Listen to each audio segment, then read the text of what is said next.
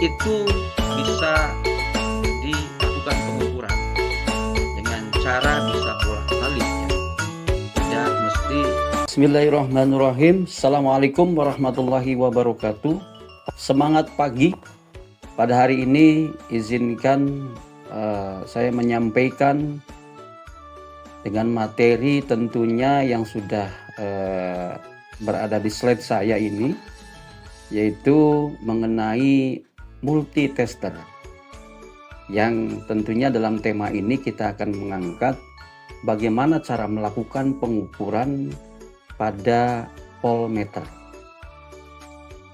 yaitu dengan tujuan memperoleh nilai tegangan yang harus kita ketahui.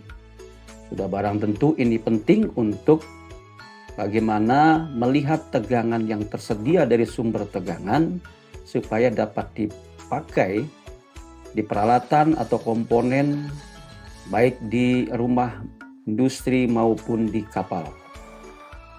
Para hadirin pemirsa yang saya hormati,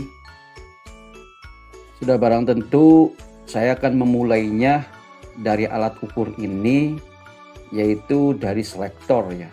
Ini namanya selektor yang sudah kita pahami. Ini namanya papan ukur ya. Dari selektor ini secara histori bahwa kita akan mengukur tegangan supply yang sudah tersedia. Seandainya di kapal mempunyai tegangan 220 garis miring 380 volt, artinya 220 ini untuk tegangan satu fasa, sedangkan 380 itu adalah tegangan antar fasa. Antar fasa artinya R bisa ketemu dengan S bisa ketemu dengan T, dan T bisa ketemu dengan R.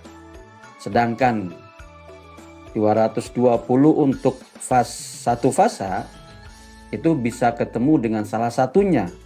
Fasa R bisa ketemu dengan netral. Netral juga bisa ketemu dengan fasa S, dan netral juga bisa ketemu dengan fasa T. Ambil salah satu fasanya. Para pemirsa yang saya hormati, di sini ada selektor karena kita fokus untuk mengukur tegangan alternating current atau bolak-balik, maka arahkan selektor pada posisi alternating current volt atau AC volt. Ya, Bapak dan Ibu, memang tersedia di sini ada DC volt, ada DC miliampere dan meter. Cuman kita fokus pada kesempatan kali ini kita ke tegangan. Karena kita sudah mempunyai patokan tegangan, kita mengukur salah satu contohnya di tegangan fasa dengan netral, yang artinya kita arahkan selektor pada posisi tegangan yang sudah sesuai dengan aturannya, yaitu 220 volt.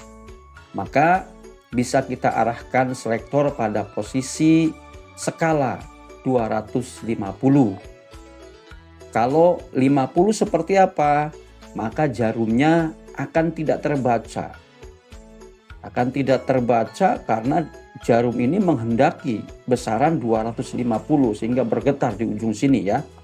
Selanjutnya, apabila kita arahkan selektor ini di posisi 1000, skala 1000, maka terbacanya memang sangat terbaca bisa, cuman akan lebih tentunya bisa berpikir panjang mengukurnya di sini.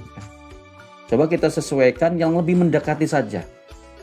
Karena 220 dekat dengan 250 artinya pembacaannya mudah, maka kita arahkan selektor di 250. Oke.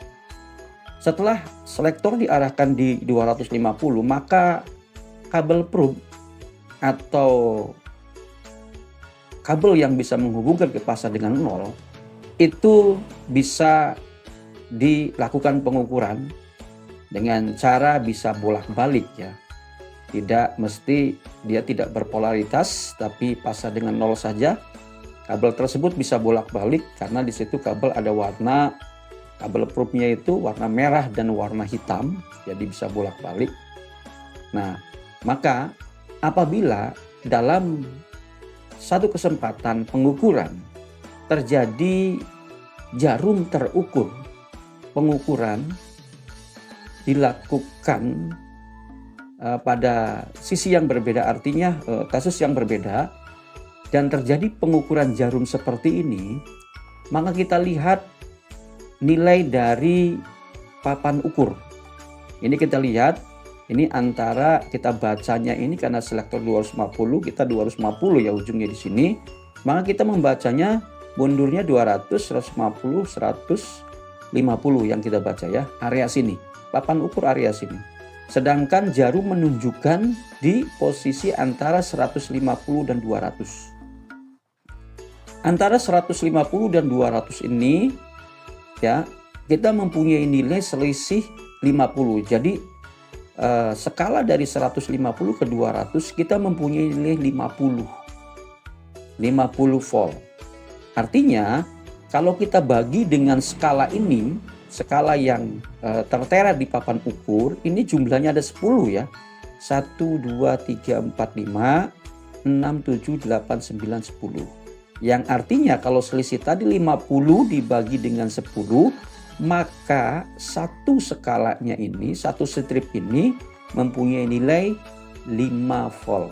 Maka kalau kita ukur, kalau kita baca 155, 160, 165, 170, 175, 180, dan di sini bertepatan di posisi 185 nih. Jadi kita mempunyai catatan bahwasanya sumber tegangan satu fasa yang mau kita ukur mempunyai nilai 220 volt ya. Lalu sumber tegangan terukur yang dari papan ukur ini satu fasanya mempunyai nilai 185 volt. Berarti statusnya dengan standar yang sudah tersedia terjadi penurunan tegangan. Statusnya adalah low voltage. Ya, tegangan rendah.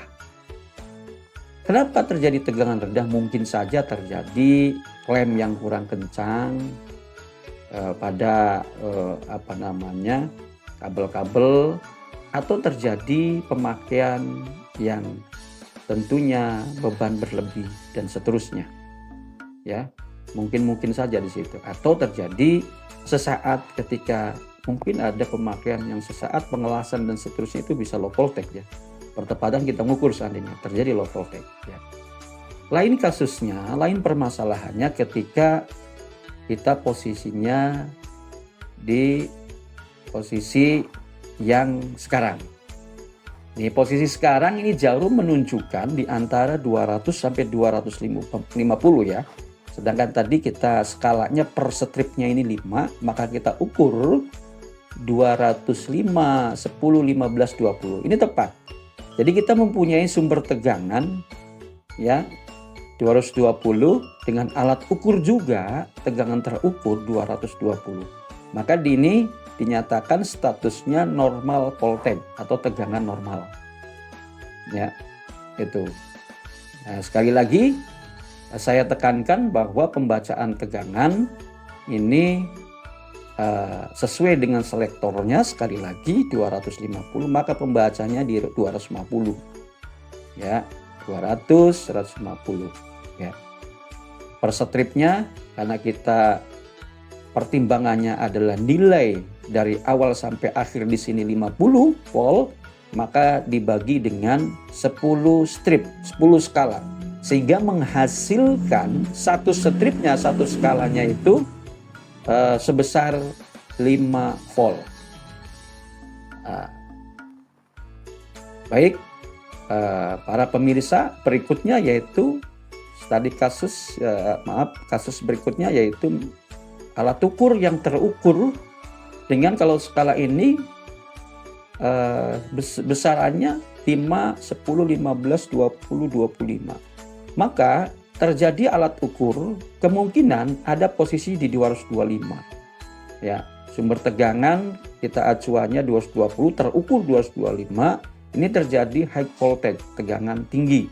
Artinya bisa saja ketika mati energi listrik terputus, lalu di awal start itu mungkin saja ada lonjakan. Pengaturan daripada tegangan ini kalau kita beracuan pada genset atau generator yang sudah kita tersedia di kapal, bisa diatur naik turunnya melalui AVR ya, Automatic Voltage Regulator. Nah, jadi ada 3 kasus yang kita memang sajikan. Mudah-mudahan ini menjadi pembanding atau menambah pengertian, menambah wawasan. Nanti kalau seandainya dalam kasus ini pemirsa atau anak-anakku yang masih di bangku kuliah mengalami kesusahan, bisa nanti silahkan komen. Nanti insya Allah dalam kesempatan yang berbeda dan sama nanti kita balas komenannya melalui mungkin saya memunculkan video baru dan seterusnya. Terima kasih atas perhatiannya. Mudah-mudahan ini menjadi satu gambaran penting untuk kita untuk melakukan kegiatan pengukuran sehingga memastikan tegangan supply yang tersedia atau sumber tegangan ini sesuai dengan tegangan yang tertera di nameplate-nya komponen yang mau kita operasikan. Baik itu motor-motor listrik yang ada di kapal sebagai penyedia, sebagai penggerak daripada pompa-pompa yang ada di kapal terkhusus untuk engine-nya, yaitu pompa fuel pump, bill pump, apalagi itu freshwater pump dan seawater pump dan seterusnya. Bisa power pack dan sebagainya, bisa penggerak hidrolik dan seterusnya. Maka perlu ada kepekaan dari seorang teknisi, dari seorang juru mesin atau masinis dan seterusnya, oiler dan seterusnya. Ini bekal menjadi kita semua untuk bisa memanfaatkan pekerjaan kita sesuai dengan bidang kita yang harapannya kita profesional di bidangnya, mengetahui segala permasalahan. Insya Allah terima kasih. Mungkin dari saya cukup sekian. Assalamualaikum warahmatullahi wabarakatuh.